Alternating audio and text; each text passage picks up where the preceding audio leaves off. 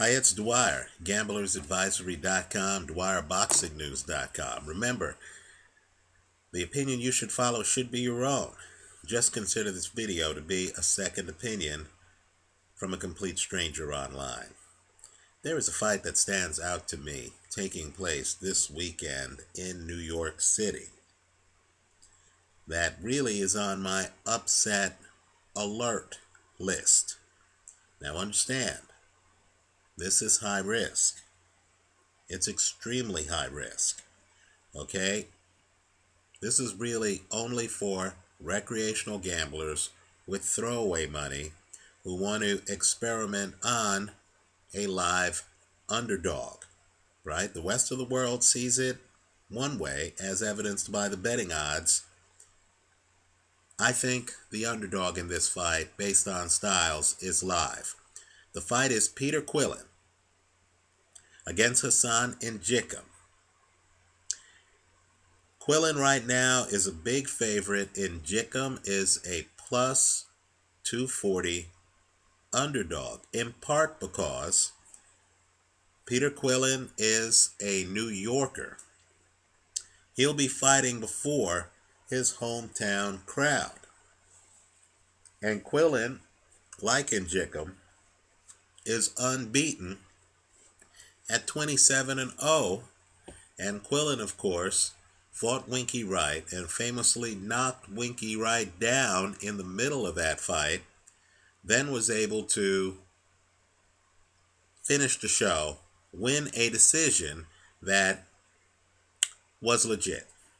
Right? So Quillin right now has a fan base. He has a flashy nickname, Kid Chocolate. He's been on HBO. Many people in the United States do not know who Hassan Njikum is, and so he's a better than 2-1 underdog. I think Quillin is overrated. I'm a Quillin skeptic. Let's talk styles. Quillin is a long jabber. He has big-time power. I believe his power hides his limitations. You've seen fighters like Sergio Martinez. You look at him, he's fluid in the ring. He's able to bend at the waist. He's flexible. He has a certain agility. He comes across as an athlete. By contrast, in my opinion, Peter Quillin is simply too stiff. He needs to extend his arms to generate power. He can't fight inside. He is most comfortable when an opponent is really an arm's length away. He reminds me a bit of Vladimir Klitschko. He's a bit too scripted, right? Let me also point out, too, that understand that Wright, going into the Quillin fight, and Wright's by far the biggest scalp on Quillin's resume. Wright had only fought twice since 2006. In other words, the Wright who fought Peter Quillin was not prime Wright. Right? If you look at Quillin's numbers against Wright, quite frankly, stylistically, they weren't that impressive. Over the first 4 rounds of his fight against Wright, Quillin, who is normally a very accurate puncher, in fact, historically, Quillin actually lands a high percentage of his punches, more than 40%. But over the first 4 rounds of his fight against Wright, Peter Quillin landed a total of 2 jabs. Now, I believe that that's very important because Hassan Njikum is a mover. He has great legs, right? Between these two guys, Njikum is the much more fluid, much better moving athlete. I believe Njikum, who's shorter than Quillin, so I believe there's a visual here. Quillin's 6'1", Njikum's 5'11". I believe Njikum is going to force Quillin to try to find him. I feel that Njikum is a live underdog who might be able to win this fight on his back foot. Right? The bet I'm recommending, and understand it's risky because in Jickham fighting in Quillin's backyard against an unbeaten Quillin, of course, and Jickham's also 27-0, but understand in Jickham is more than a 2-1 underdog. He's a plus 240. I want a taste of that leverage. The bet I'm recommending is in Jickham to win the fight, straddled against the over. Right? This way, if the fight does go the distance or makes it to the later rounds, you're taken care of. Even if Quillin wins a decision. Keep in mind, the fight is before his hometown fans. If you look at Quillin's record, you're going to see that for whatever reason, Quillin typically wins fights by very wide margins. I don't understand it myself because I look at Quillin. He's not a high volume puncher, right? He's not that charismatic in the ring. He's not a showman like a Ray Leonard, right? But for some reason, even in fights where you think he's having problems, like the Craig McEwen fight, the judges somehow are hypnotized into voting for Quillin. So this is high risk. I just believe that Quillin doesn't move well enough to corner Hassan Njikum.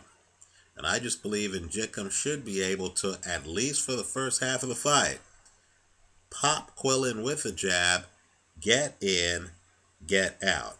Let's talk about the risk.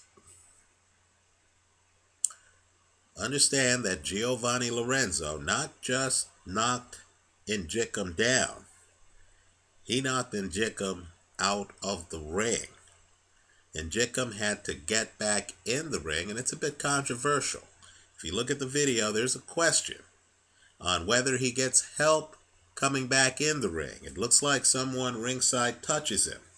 But Njikum had to get back in the ring to win that fight. And I would encourage you to look at that fight. I believe Njikum won the fight, but the margins on the judges' scorecards were a bit wide, especially when compared to that fight's CompuBox numbers. Also, Njikum had a very hard time against Amtandil Kutsia, a fight that went the distance in which two of the judges only had Njikum winning that fight by 1 round. But understand that Kutsia is like a mini Mike Tyson. He's short, he gets under you, he is always coming forward, he's roughing you up inside. That's not Peter Quillin's style. Let me also say, too, that Njikum is very savvy. If you look at the Max Bursak fight, you're going to see Njikum actually using wrestling moves, right? At one point, Njikum actually wrestles Bursak down to the canvas. I believe that's important because if Quillin is able to close the distance, and if I'm ever able to stop this running nose, if Quillin's able to close the distance, Njikum has the skills to tie him up, right? Njikum can clinch. Njikum has serious survival skills. He obviously also is a very determined fighter, as shown by the fact that he came outside the ring, beat the count, and actually then was able to beat Giovanni Lorenzo.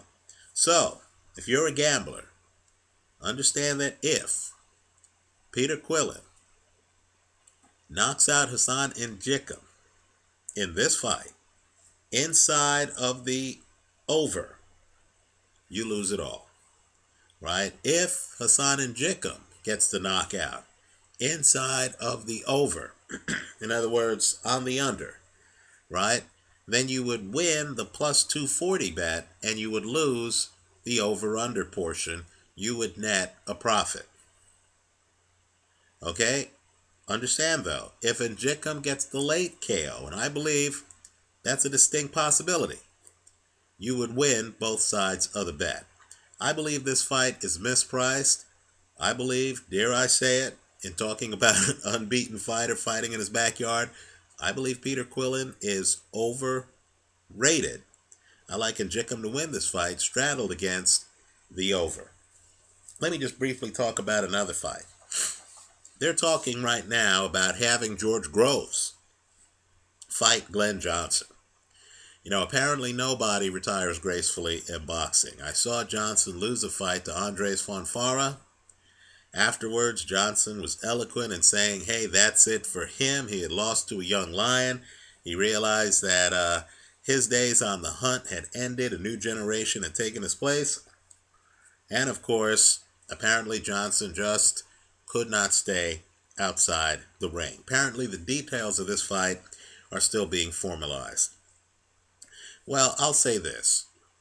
The one unbeaten champ is Father Time. And if you look at Johnson in recent fights, the Fonfara fight where he faded late, the Carl Froch fight where he faded late, the Tavares Cloud fight where he faded late, the Lucien Boutte fight where he wasn't even in that fight early, right? You really have to reach the conclusion that other than the Allen Green fight, Johnson really has been on the decline. Keep in mind, Johnson is a guy who really depends on aggression and volume, right? Not so much punching power as really high volume, right? Pursuing you, keeping you busy. And unfortunately, as you get older, your volume drops. You don't have a lot of high volume guys in their 40s. Now, George Groves, for all of his flaws, and he has flaws, right? That Francisco Sierra fight, he was getting hit, wasn't he? He was getting roughed up, wasn't he? Doesn't Groves, in fact, get hit too much? But the bottom line with George Groves is he hits awfully hard, and he has great legs. He can move around the ring. I believe that an intelligent fighter like Groves has a blueprint on how to beat Glenn Johnson. And it's the Lucien Boutte fight. If you could keep Johnson turning, right? Johnson's always on a seek and destroy mission. If you can force him to reset, and if you have the lateral movement and the hand speed, you can make Johnson look ordinary. If that fight gets signed, I'm going to go with the young guy, George Groves, right? Johnson, all I can say is he's past his prime. And the guys he's fighting really do require him to be on the top of his game. You're not going to beat guys like Froch Cloud and Boutte unless you're there fully ready, fully committed, and able to hang in there for 12 rounds. I don't believe you're going to beat George Groves if you're not equally committed. I like Groves in that fight.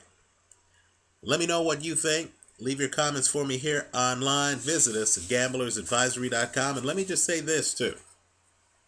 Understand, we're trying to make money. I'm not here just trying to pick winners.